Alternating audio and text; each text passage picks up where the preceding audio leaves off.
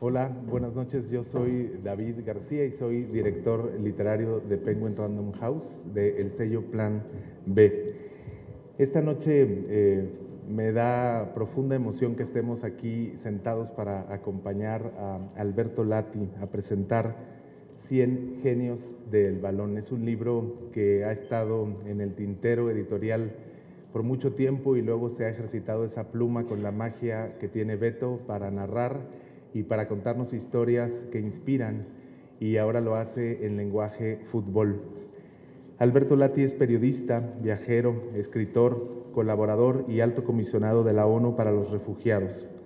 En 2013 publicó Latitudes, Crónica, Viaje y Balón, reeditado en una nueva versión como bestseller en 2016, dentro del sello de bolsillo de Penguin Random House. En 2018 publicó su novela Aquí, Boria, bajo el sello editorial Grijalbo.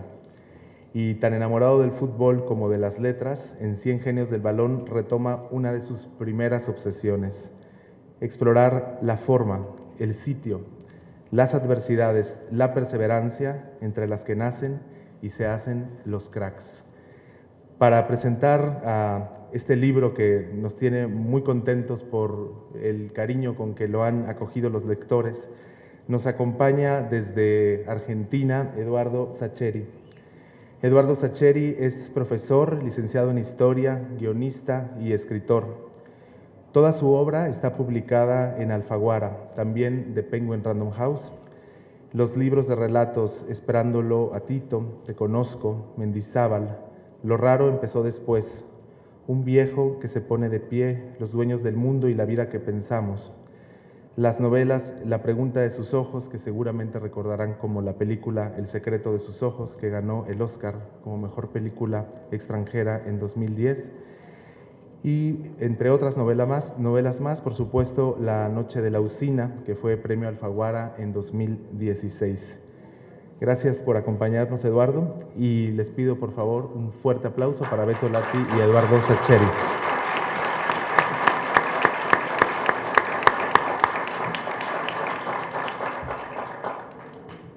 Bueno, buenas noches. Les agradezco que hayan venido. Le agradezco enormemente a Alberto su invitación a acompañarlo. Hoy me toca estar como del lado menos habitual para mí, que es dialogando acerca de un libro de otro autor. Pero yo lo voy a disfrutar mucho, espero que ustedes también.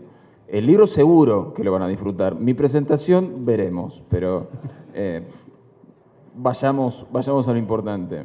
Bueno, a veces las presentaciones son una introducción al libro, es que nos pongamos a charlar sobre un libro que todavía no es conocido, pero no es el caso de 100 genios del balón, porque el libro está desde febrero en las librerías y por suerte muchos de ustedes seguramente lo han acompañado. Entonces es casi celebrar ese libro, lo que vamos a hacer, y charlar al respecto. Sí, es verdad que para mí ha sido un descubrimiento el libro, porque yo no lo había leído, lo leí en estos días en Argentina antes de venirme para aquí para la presentación. Como algunos lo conocerán el libro y otros no, de todas maneras hablaremos un poquito, y antes de dejarlos con Alberto, precisamente de cómo está pensado el libro y qué cosas me han gustado, que han sido muchas. Así que voy a ser breve, pero les adelanto que el libro me gustó mucho. 100 genios del balón escoge a 100 enormes, gigantescos jugadores de fútbol. Los ordena cronológicamente en cuanto a su fecha de nacimiento. Esos 100 jugadores, claro, ya tenemos un deporte con muchos años detrás. Entonces, hay 10 décadas, todo un siglo representado en 100 genios del balón. El más antiguo es nacido en la década de 1890 y los más jovencitos en la de 1980. Hay un especial énfasis en cuanto a... Me tomé el trabajito de computar cuánto sabía de cada década y hay algo que me gusta mucho, que hay una mayoría de jugadores nacidos en los 40, los 50, los 60 y los 70. Y me parece que es una muy linda decisión,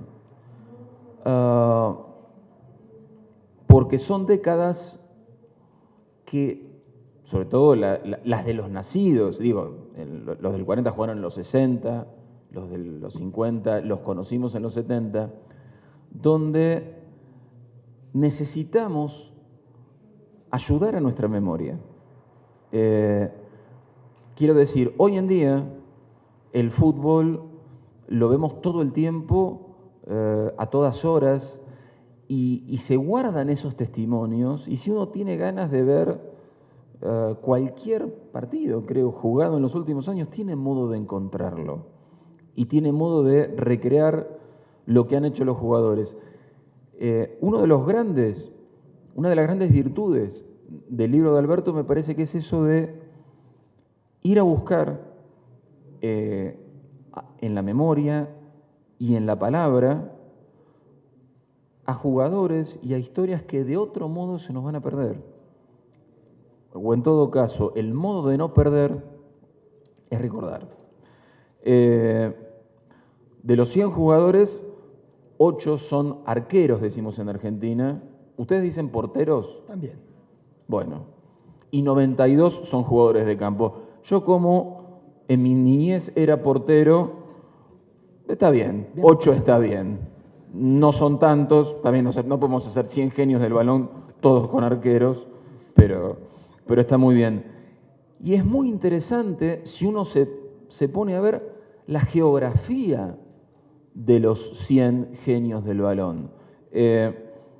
Porque si uno no sabe nada de fútbol y de la historia del fútbol, encuentra con que, de los 100, 37 son sudamericanos y 46 son de Europa Occidental.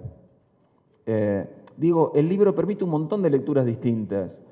Lo que yo les propongo ahora son como lecturas panorámicas en conjunto. Después, para cada jugador, ustedes tienen el hermoso libro de Alberto. Pero ese deporte crecido en esos dos mundos, básicamente, e irradiado en general. Brasil, como es lógico, es el más representado, tiene 16. Argentina comparte el tercer lugar. Te perdono, Alberto. Ahí está. No, y está muy bien también. Como en títulos mundiales, pero falta uno de Independiente. Falta algún jugador independiente, pero bueno, para una segunda edición me lo pones a Bocini, por favor. Y roja en portada. Pero, no hay jugadores asiáticos, y está bien, porque el libro no está construido como un homenaje políticamente correcto a la diversidad. Es un libro de memoria y de historia, y es lógico que encontremos solo 2 africanos por la época de la que estamos hablando. Seguramente después, si hacemos este libro, una nueva versión, Alberto la hace dentro de 20 años, la cosa será mucho más diversa. Y seguramente habrá que incorporar el fútbol femenino. Pero está muy bien como compendio de los primeros 100 años de este deporte tan hermoso que nos convoca. Una gran virtud del libro de Alberto es que no compara jugadores. No dice, este es mejor que aquel, y tampoco lo denota destinándole, 4 páginas a uno y 1 página a otro. Todos tienen la misma extensión, los 100. Y eso me parece que es una muestra de sabiduría. de valorar a cada quien por quien fue y por cuando le tocó jugar y lo que le tocó vivir. Y no esta actitud a veces bastante perezosa que se ve mucho en la actualidad, decir, bueno, este es mejor que aquel y el otro. Hay un criterio de horizontalidad democrática en su selección que me parece brillante.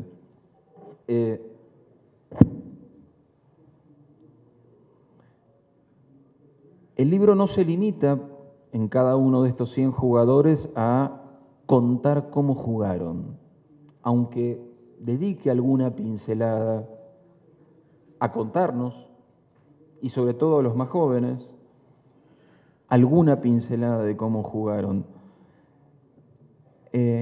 Cada una de estas biografías también deja un lugar para hablar de quiénes fueron o quiénes son, de dónde surgieron, qué les pasó. Y eso es algo que también me parece un hallazgo muy lindo, porque no son jugadores de fútbol, son personas que juegan al fútbol. Son seres humanos. Y puede parecer una obviedad, pero no siempre es una obviedad, sobre todo en nuestra época donde tiende a verse a los jugadores como si fueran máquinas infalibles, productos del marketing, fenómenos globales. Son personas, los de hoy y los de antes también. Entonces, me parece que en esa humanización hay algo extremadamente interesante, y en todos, en cualquiera de los 100, hay un hermoso encuentro entre su historia, su talento y sus azares. Eso también es muy lindo de leer. Quiero decir, uno no se encuentra con 100 jugadores predestinados al éxito. Se encuentra con 100 seres humanos que terminaron siendo ídolos del balón, pero bien pudieron no serlo. Y no solo es una cuestión de talento, aunque el talento indudablemente lo tenían. Hay otro montón de azares positivos o negativos, porque también hay historias tristes, historias de decepción o historias de demolición en cuanto a talentos que en algún momento se arruinan también por lo que cargan sobre sus propias vidas, como cualquiera de nosotros.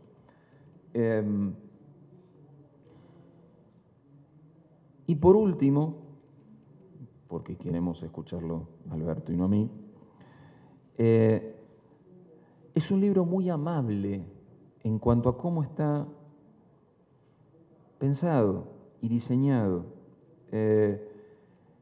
Las ilustraciones lo embellecen y permiten diferentes lecturas. Yo pensaba, eso uno como escritor piensa mucho para quién escribe o quién puede eventualmente leer lo que uno escribe. Y a mí me gustan mucho los libros que permiten un montón de niveles de lectura diferentes.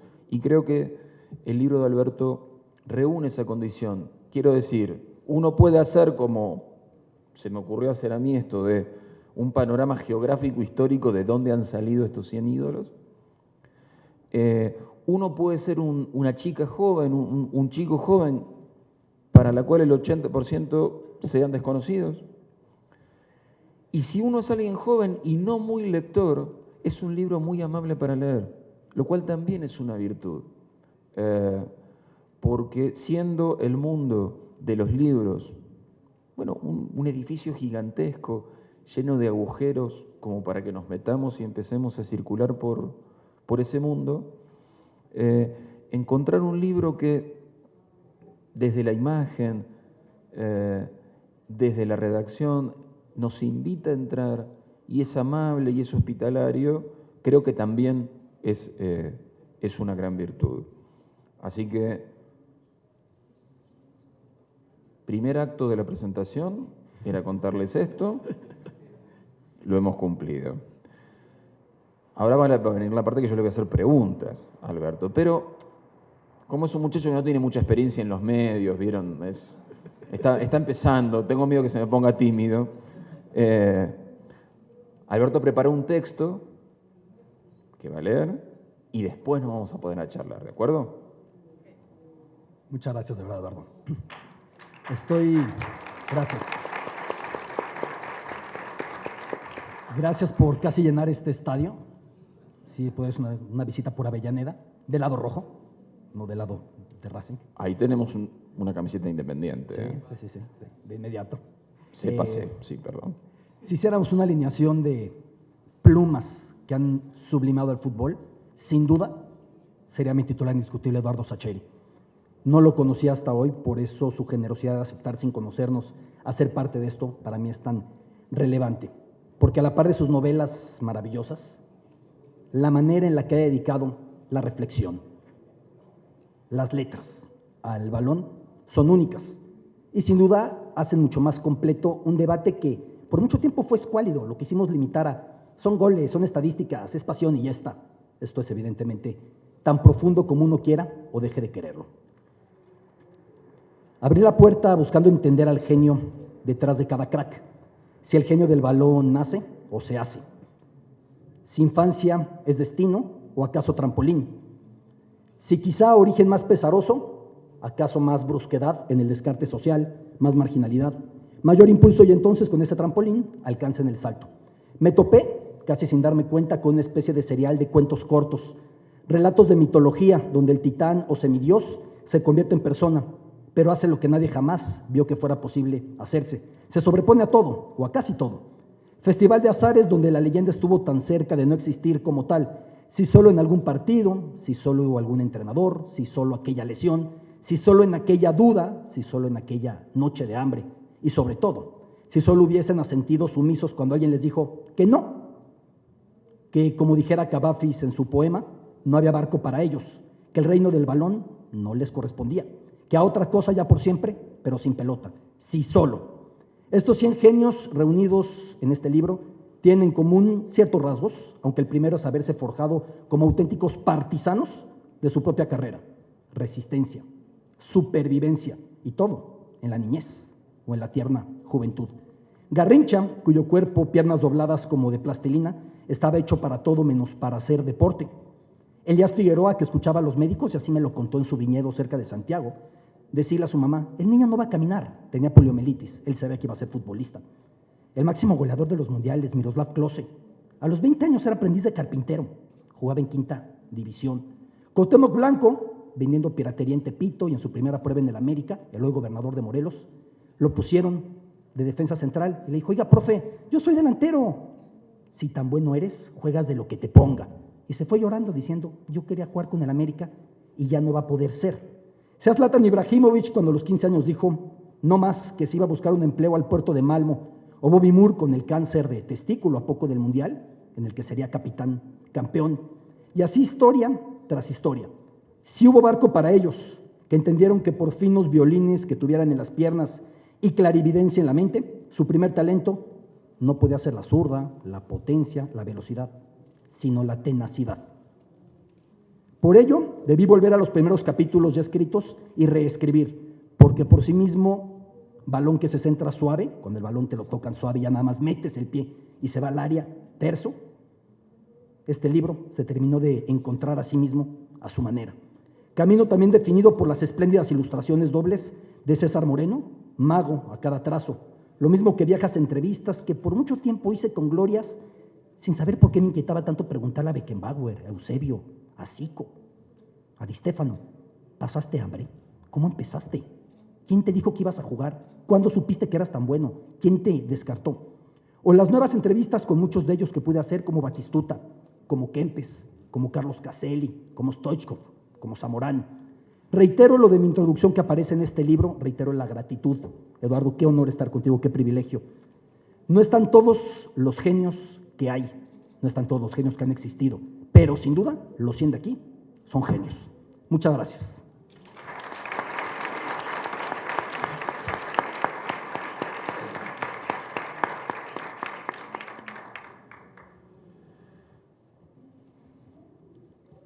Bueno, Alberto, está bien.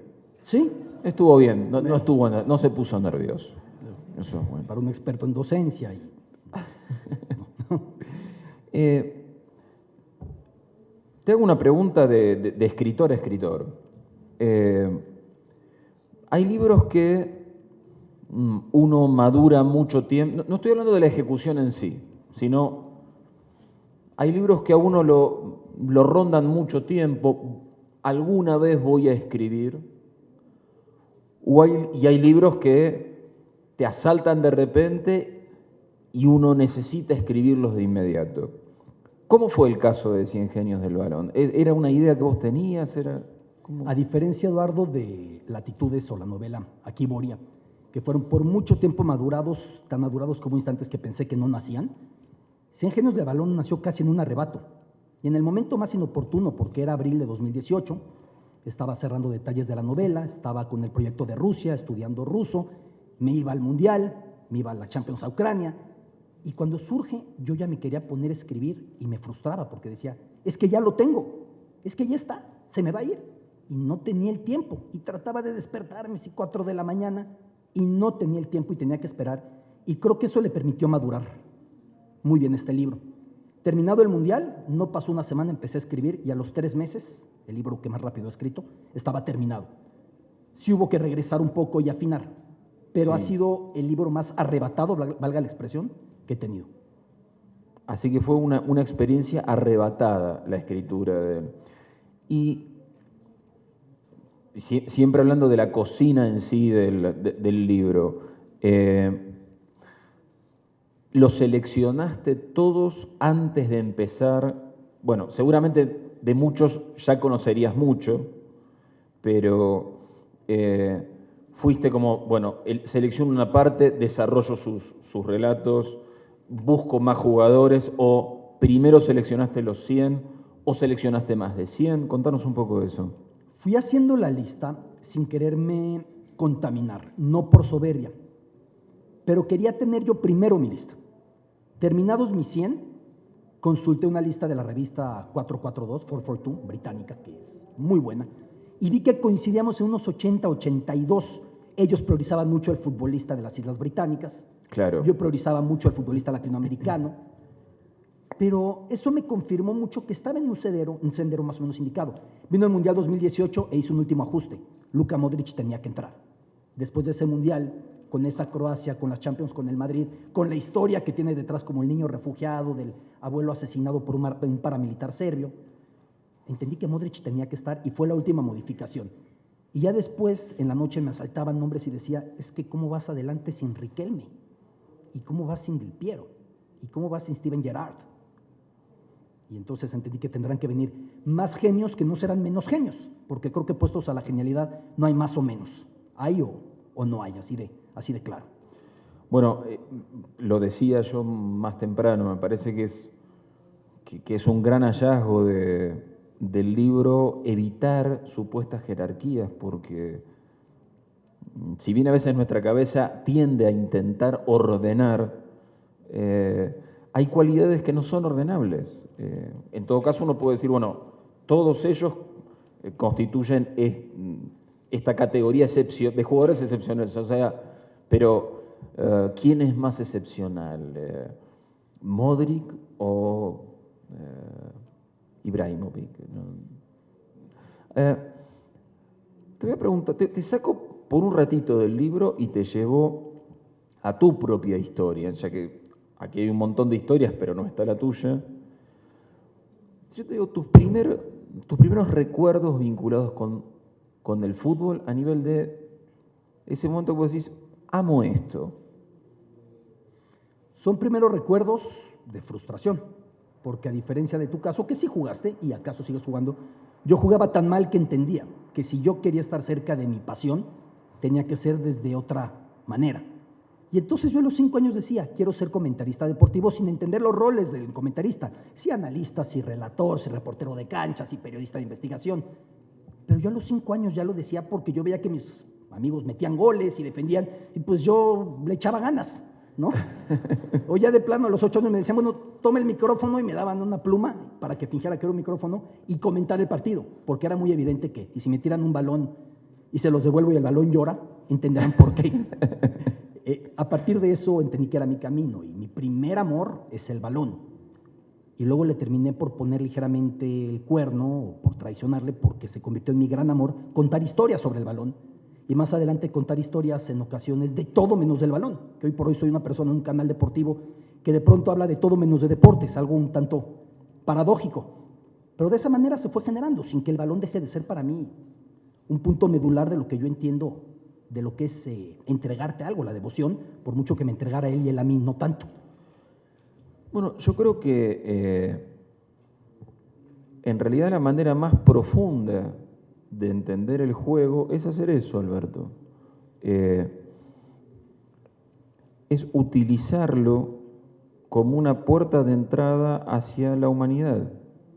Que eso creo que es lo que tiene el juego. Cualquier juego.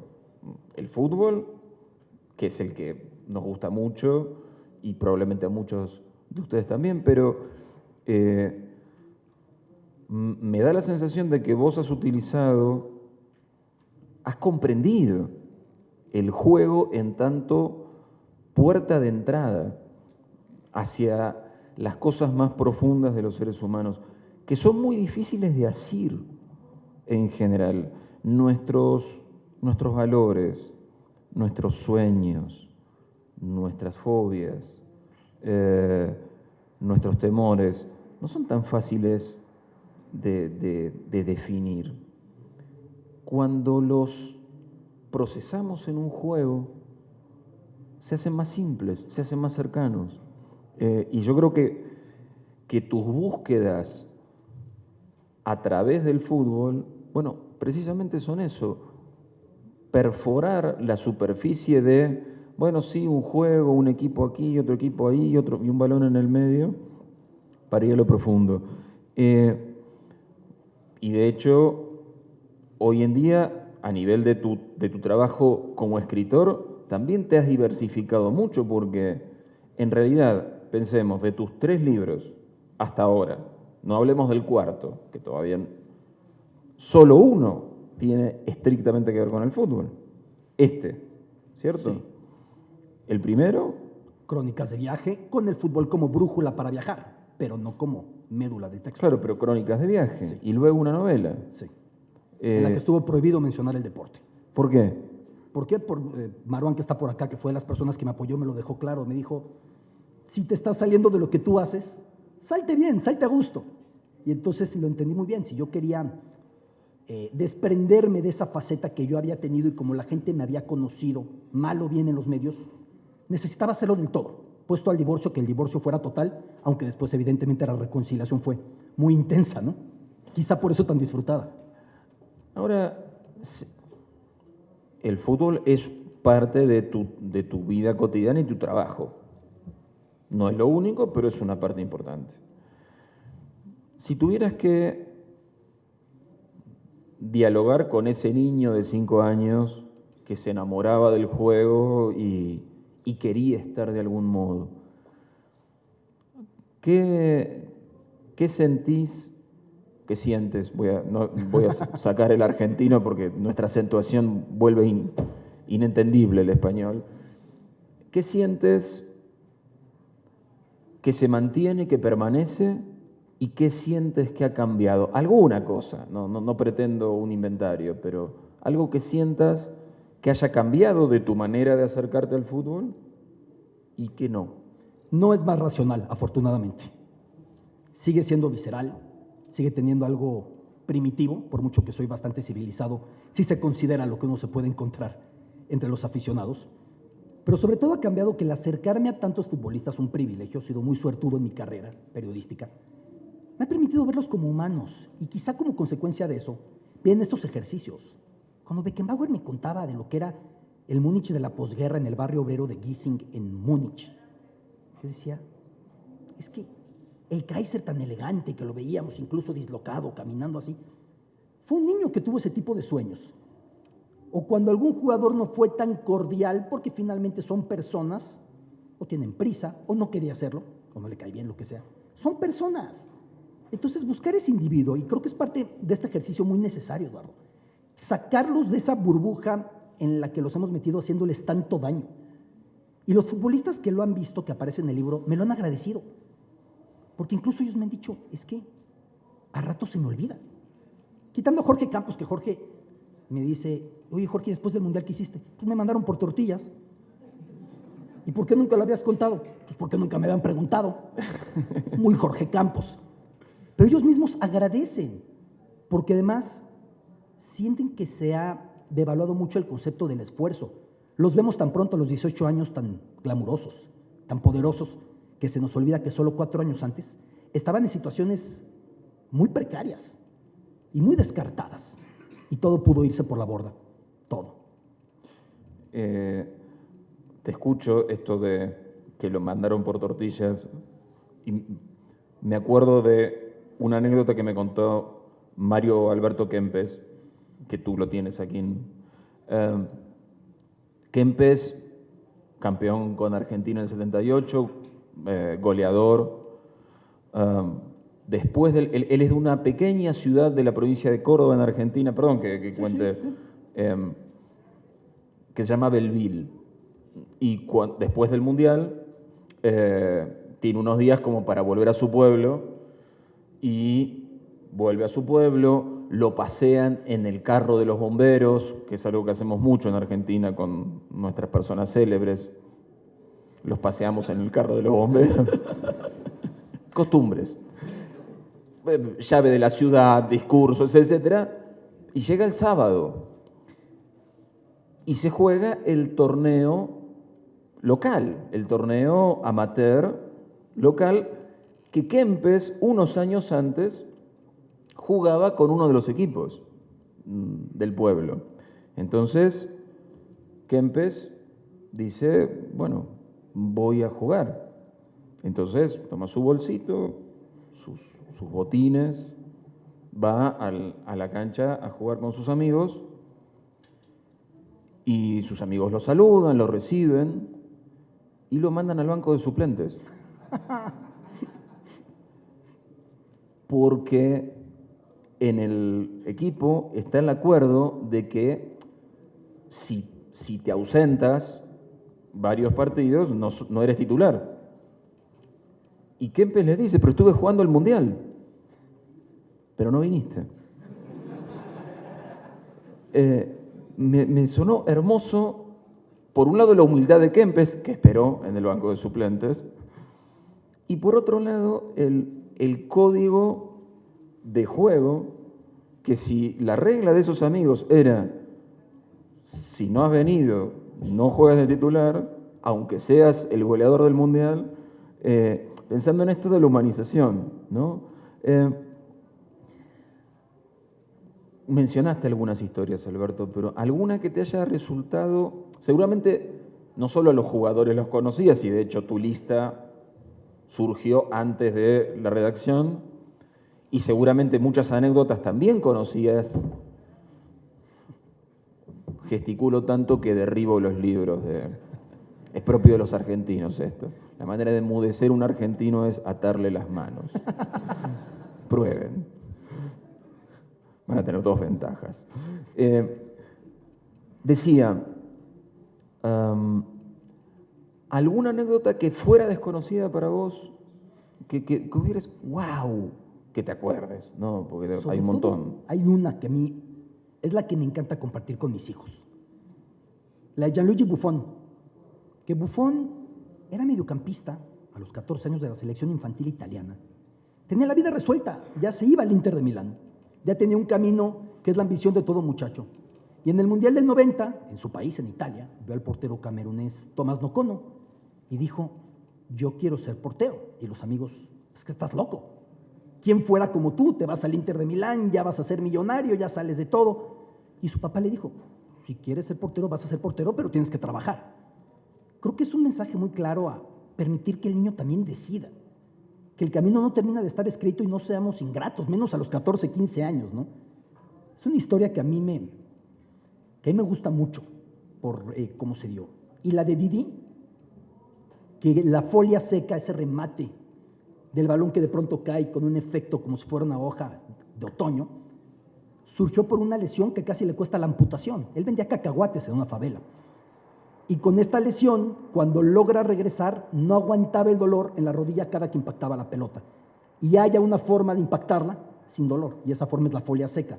Como de la limitación también nace la grandeza, ¿no? La oportunidad. Qué bárbaro.